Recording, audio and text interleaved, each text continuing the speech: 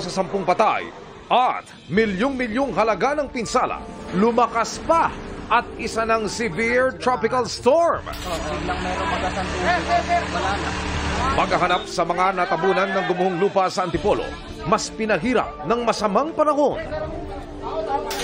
Malawakang pagbaha sa lalawigan ng Rizal, kabilang sa Pililya at sa Baras, nag-iwan ng makapal na putik. Bagyong Enteng, patuloy na tinatahak ang Hilagang Luzon. Latest sa magiging lagay ng panahon, tutukan! Exclusive. Kunin mo na ang ambulance, kunin ang ambulance. Tel, guna. Kunan mo yung ambulance. Ambulansya na bistong ginagamit para sa iligal na pagbebenta ng mga armas.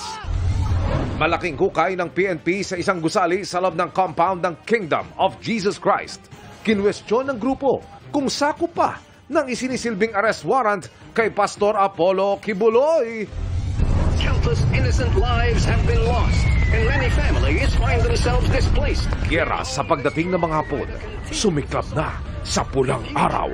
Sama-samang tinutukan ng pinakamalalaking kapuso stars ng GMA Prime.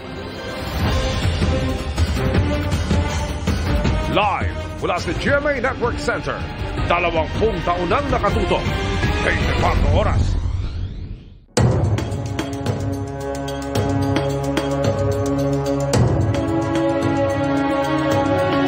Magandang gabi po, Luzon, Visayas at Mindanao.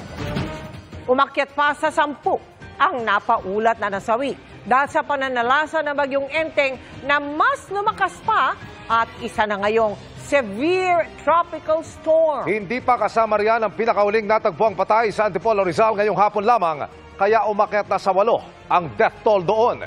Bago matagpuan, isa siya sa 3 itinuturing na missing sa gitna ng pahirapang rescue operation dahil sa mayat-mayang buhos ng malakas na ulan. At mula sa Antipolo City, nakatutok live si Tano Tingkungko. Salamat sa iyo, Luan.